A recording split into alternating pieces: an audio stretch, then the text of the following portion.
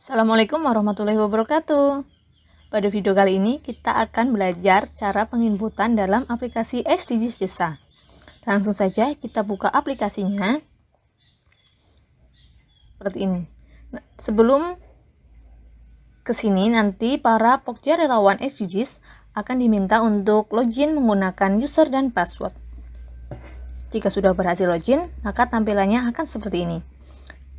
Langsung saja kita buka pada menu survei individu. Dalam survei individu, tampilannya seperti ini. Ada data individu, pekerjaan, penghasilan, kesehatan, disabilitas, dan pendidikan. Kita ke menu data individu. Sebelum kita mendata, kita harus menginput nomor RT RW, nomor KK, dan nomor NIK. Pastikan saat menginput di sini sudah sesuai dengan individu yang kita data. Kita tuliskan RT, misalkan. Kemudian nomor KK dan nomor NIK.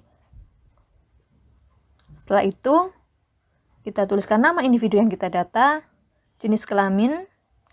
Jika pada item yang tulisannya berwarna biru, kita tinggal klik dan pilih jawabannya. Kemudian tempat lahir, tanggal lahir, usia, status perkawinan, agama, suku, warga negara, nomor HP, dan sosial media yang digunakan.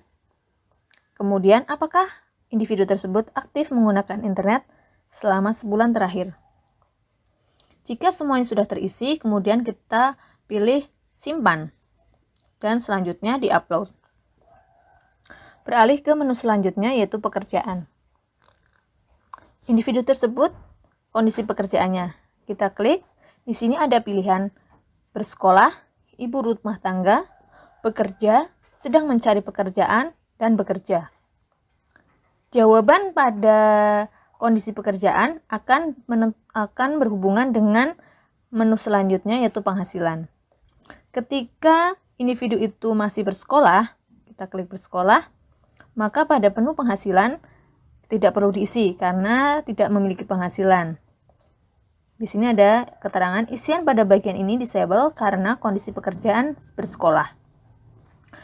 Coba kalau kita isi sebagai ibu rumah tangga pekerjaannya, maka penghasilan di sini bisa terisi.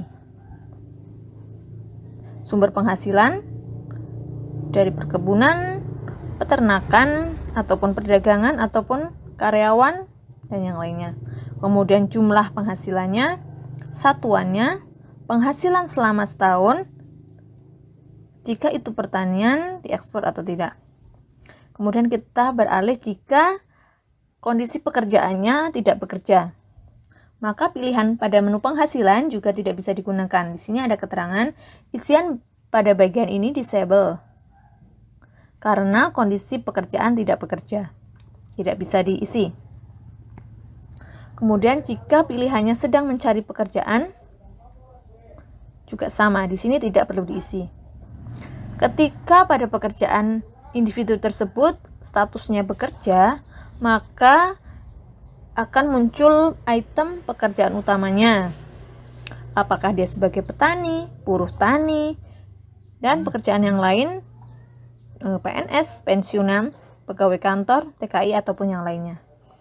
Kemudian apakah memiliki jaminan ketenaga kerjaan dan penghasilan setahun terakhir.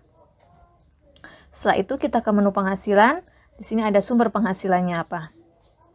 Misalkan di sini. Nah, jumlahnya, satuannya, penghasilan selama setahun. Kemudian diekspor atau tidak. Misalkan. Kemudian kita klik simpan dan klik upload. Kita beralih ke kesehatan. Dalam menu kesehatan, di sini ada beberapa penyakit. Apakah individu tersebut pernah menderita penyakit demam berdarah? Kita tinggal pilih penyakit campak, malaria, flu burung, COVID-19, hepatitis, kolera, sampai ke penyakit lumpuh cikungunya, dan penyakit lainnya. Pernah menderita atau tidak, tinggal kita pilih. Kemudian selanjutnya, beberapa kali fasilitas kesehatan berikut yang didatangi individu tersebut untuk pengobatan. Ke rumah sakit berapa kali selama setahun terakhir? Ke rumah bersalin, puskesmas dengan rawat inap, puskesmas tanpa rawat inap, hingga ke apotek, toko obat atau jamu, posyandu, pospindu, tempat praktik dukun bayi atau bersalin. Kemudian, apakah individu tersebut memiliki jaminan sosial kesehatan sebagai peserta atau bukan peserta? Apakah bayi, bapak atau ibu memperoleh ASI eksklusif pada usia 1-6 bulan? Hanya mengonsumsi ASI saja. Di sini tinggal kita pilih. Kemudian beralih ke menu disabilitas. Individu tersebut apakah ada disabilitas atau tidak, tinggal kita pilih di sini, mulai dari tunanetra, tunarungu, hingga cacat ganda, fisik maupun mental, atau dipasung. Tinggal kita pilih sesuai dengan kondisi individu yang kita data. Kemudian ke menu pendidikan. Pendidikan tertinggi. Di sini tinggal ada pilihannya. Mulai dari tidak bersekolah, SD atau sederajat, sampai ke S3 dan sederajat, pesantren, seminari, wihara, ataupun yang lainnya, sesuai dengan kondisi. Terus, berapa tahun mengenyam pendidikan dasar? Dituliskan jumlah tahunnya, bahasa yang digunakan di rumah dan di pemukiman, bahasa yang digunakan di lembaga formal, kerja bakti selama setahun terakhir jumlahnya berapa, siskampling setahun terakhir berapa, pesta rakyat atau adat selama setahun terakhir, menolong warga yang mengalami kematian setahun terakhir, menolong warga yang sedang sakit setahun terakhir, jumlahnya diketikkan di sini. Sampai ke dalam setahun terakhir, apakah terjadi bencana? Kita tinggal pilih iya atau tidak. Kemudian jangan lupa klik simpan dan upload. Setelah data itu terisi, kita dapat melihat hasil survei kita. Kita cek hasilnya, kembali ke menu awal. Di sini ada hasil survei individu. Dapat kita klik, dan nantinya ketika sudah menginput, hasil survei individu akan muncul di sini.